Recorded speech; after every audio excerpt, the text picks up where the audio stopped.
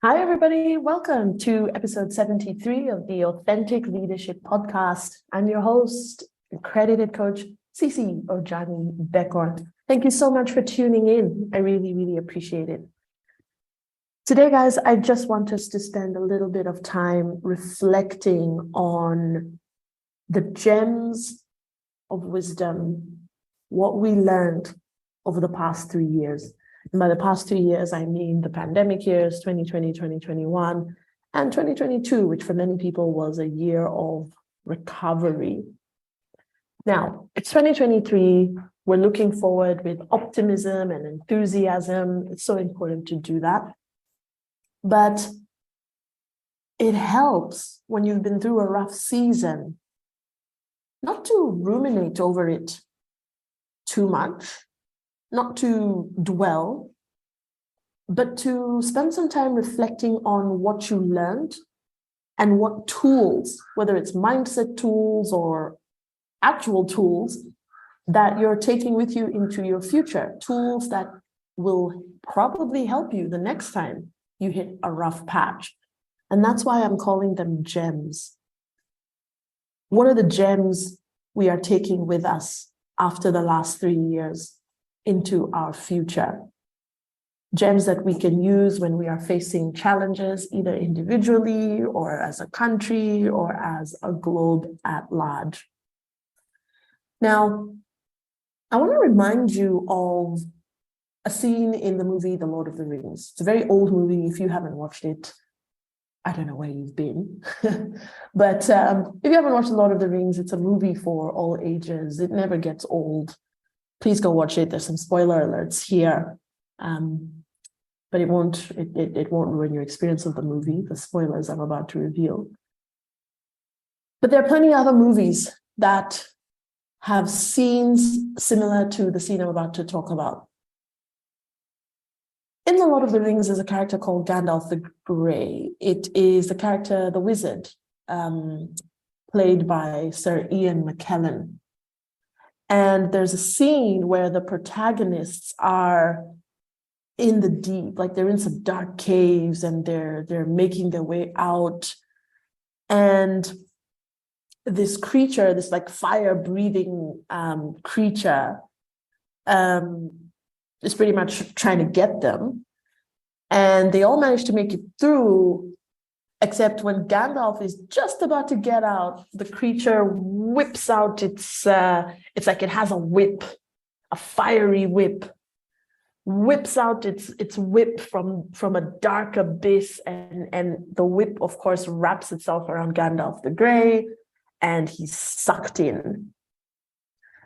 And for a moment there, you're thinking, wait, what? This key character in the movie is gone?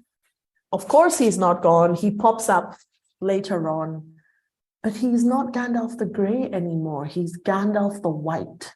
In other words, he is an enhanced version of himself. Scenes like this are very common in movies, and they are the reason the movie business will forever be a money-making business.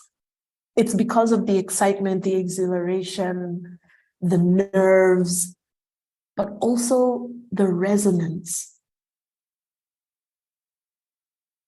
We all go through tough times that change us for the better if we allow them to. And that's a key word, guys, if you allow it to. In previous episodes of the podcast, please check them out. The Unusual Conversation series is a series I ran with 2 fellow coaches. And in one episode, we talked about, can you learn to love the tough times? Okay, I believe that was, let me think, was that episode 69 or 70? Just check it out, So guys, tough times are not just brought upon us by some weird deity that gets off on people suffering. That's not what it is. Tough times turn you from Gandalf the Grey to Gandalf the White. There are so many movies that have such a scene. I mean, we see it in Black Panther, we see it in Wakanda Forever. And this is why it's so important to spend some time, guys, just reflecting after you've been through a rough patch like we all have in these pandemic years. Just reflect and get clarity on the gems of wisdom you're taking with you, the new attitudes and behaviors you're taking with you into the future. Because you will need them the next time you're going through a rough patch. So what I'm going to do, guys, is I'm just going to share with you 10 things, 10 gems that I'm taking with me. Some might resonate with you, some might not. I want to invite you to spend time reflecting on the specific gems you got. First things first, guys, I was reminded about the importance of investing and committing to building things that last. I'm talking professionally and personally. I'm so grateful that my coaching business did not die with the pandemic. I was busy. In fact, I was so busy, I actually suffered burnout. Yeah, I burnt out. Had to do a lot of work to get myself back in good shape. And that work still isn't done. I've built a coaching practice that is solid. And let me tell you, it's been close to 10 years of doing this. And I remember sitting down at one point during the pandemic years and just being so thankful. And I remember saying to myself, oh my God, Cece, you've built something real. Even in a tough time like this, people are still calling. People still wanted to do work with me.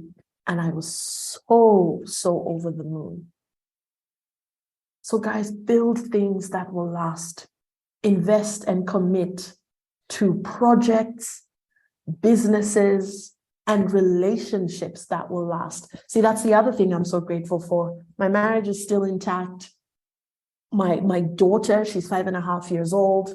She's still happy and healthy. My friendships are still intact. One or two fell by the wayside, but it's really, if I really analyze those relationships, it wasn't because of the pandemic, it was because of other reasons. And that's okay. Some friendships are for a season, and it doesn't make them any less important than those friendships that last a long time.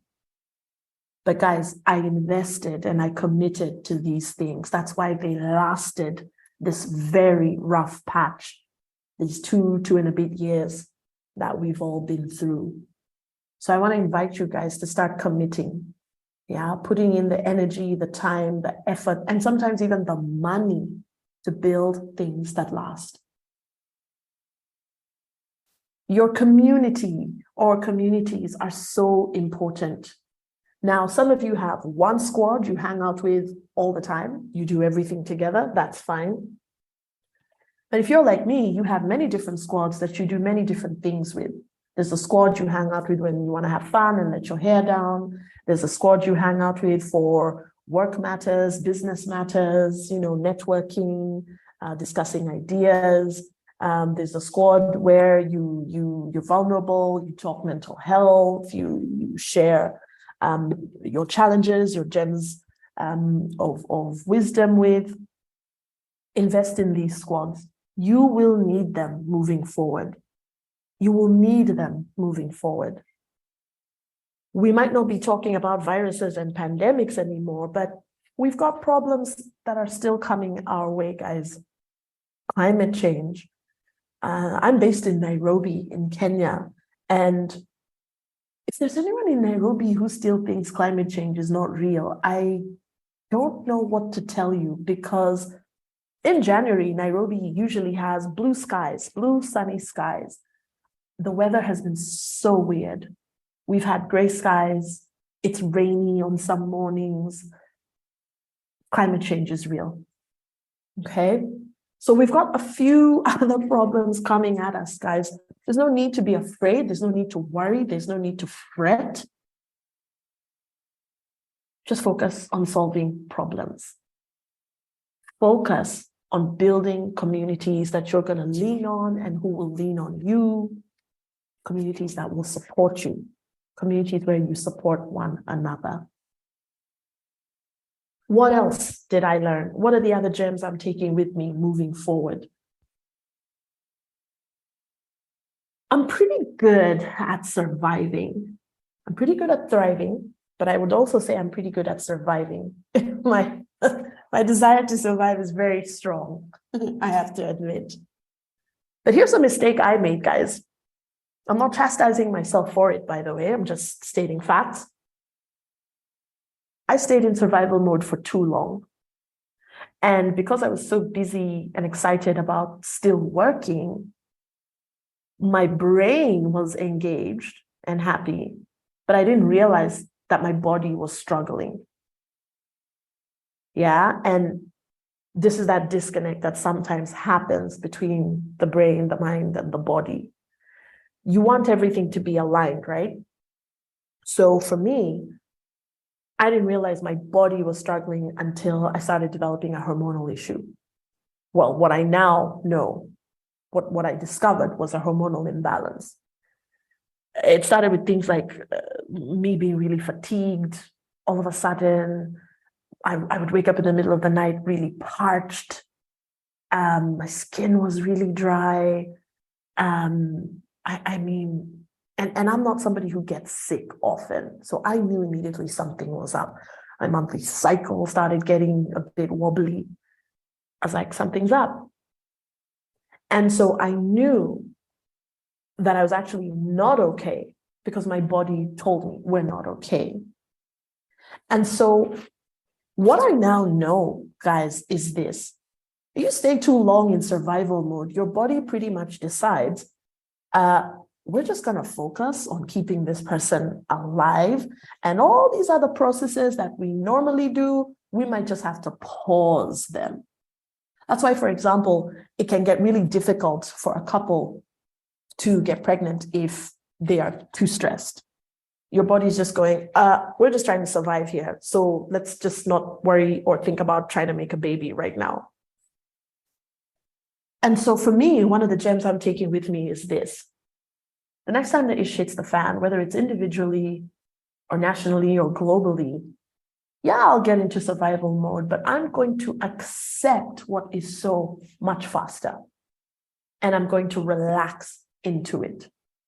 Because I don't want to make the mistake of staying in survival mode for too long. You hurt your body when you do. Now, caveat. If you're out in the wild and you're lost and there are wild animals around you, yeah, you do need to stay in survival mode. But guys, I was not out in the wild, in the bush, in the Masai Mara, stuck with just a stone. I was in an apartment, a pretty nice apartment, in a safe compound, or in a safe street. I had food, I had shelter, I had clothing. The stress was mainly mental. And so for me, one of the gems I'm taking is when things change, when it hits the fan, get into survival mode, but quickly step out of that mode and just be in thriving as best you can. We wear our body out when we're in survival mode for too long. Another gem of wisdom I'm taking with me is downtime is fine. Downtime is totally fine and actually necessary. And I'm talking about real downtime. I'm talking about spending all afternoon reading a book. You know how we behave when we're on holiday by the beach? We don't have to wait till you're on holiday by the beach to do some of those things. Downtime is fine. Spend hours reading fiction. Watch that movie you want to watch. Go for walks. Chill in a cafe with a book, with friends, with downtime is totally fine. I got back into reading fiction during the pandemic years, and I remembered how much I loved fiction, how much I loved storytelling. Downtime is fine. Now, for busy, smart leaders who are wanting to create awesome stuff, build awesome things, downtime can freak us out. Or rather, let me put it this way, too much downtime can freak us out. Our brains immediately start thinking, okay, I should get back, to working on that idea. Well, how am I going to make more money? How am I, what about salaries and revenues and all the rest of it? Those unhelpful narratives that pop up in our brains whenever we give ourselves permission to have downtime. Well, you've got to just recognize them for what they are, unhelpful narratives. And you've also got to recognize that downtime actually matters. It's important. Downtime is fine. We don't need to wait for another pandemic, guys. We don't need to wait for another everybody stay home in order to appreciate downtime. It's 2023, we can get out and about. Airports are pretty packed. Those of you who've traveled internationally, can tell you airports are really packed and nobody's wearing a mask. We're out and about. And even in this season of being out and about, let's remember that downtime is also fine. Another important lesson, the reality of this too shall pass. This too shall pass. That statement sounded so twee and sometimes annoying before 2020. Somebody's going through a rough patch. If you tell them, this too shall pass, they could look at you and go, shut up. I don't need that cheerleading rah, rah, rah nonsense right now. I'm having a tough time. But guys, here we are. We've survived. We've made it. And not everybody has. Not everybody did. It's so humbling to remember that this too shall pass. So guys, the next time you're in a dark, dark place, just remember you survived the last 3 years. You can do it. You can bounce back. I think of some of the people I lost the last 3 years. A friend of mine called Pam passed away. And I was at dinner the other day with friends, and I was just like, dang, man, here we are, living, loving, laughing again. We really do get through the dark times. We really do. That's a gem I'm taking with me moving forward. The magnitude of that statement, the truth of that statement. You don't have to know when it will pass. You don't have to know when it will end, but just know that it will. This too shall pass. I can bounce back. There will come a time when I'm walking in the sun, happy, laughing, and I'm just going to hang on until that day. Another key takeaway, guys, is, it goes without saying, but for real, save hard. Save hard, guys. Your savings matter. And here I'm talking about liquid, cash flow, savings. Save hard, guys. Live your life, have your fun, but save hard. Save hard. One of the reasons why financially my husband and I weren't worried is because we've spent years saving hard. Yeah, my husband and I are very thrifty. Yeah, thrifty doesn't mean you're cheap. Thrifty means you're clever about how you spend your money. I like to say to people, my husband and I bought a projector. We both want big screen things. He wanted a big screen TV, and I was just like, oh man, no, that thing takes up, it dominates a space. Don't get me wrong, big screen TVs are cool. I'll enjoy watching the big screen TV at my friend's house, right? But for our apartment, it's just like, nah, man, those things just dominate the space. And yeah, so we compromised and got a projector, and we are having such a good time projecting on the living room wall, the bedroom wall. So we get the experience of a big screen without having a big screen TV. That's an example of being thrifty, right? You get clever about getting what you want and how much you want to spend to get it. Projector will cost you, $300. A big screen TV will cost you thousands. Okay. So this is not about being Spartan and denying yourself and torturing yourself because you're saving. Live your life, do what you need to do, get thrifty, get creative, but save hard. Another key takeaway, guys, another gem is, what's the plan B? Always have a plan B, always. Now, there are some coaches who will tell you, nope, you should only have a plan A because plan B distracts you and you start to relax because you know you have a plan B. That is not how most people I know approach their plan A's and plan B's.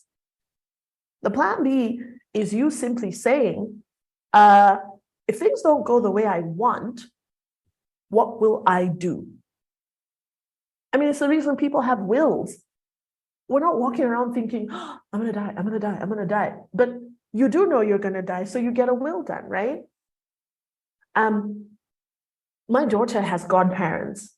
I mean, we're not overly religious people, but I love the idea of godparents because it's my plan B. If anything happens to me and her dad, everybody is clear who will be looking after her godparents.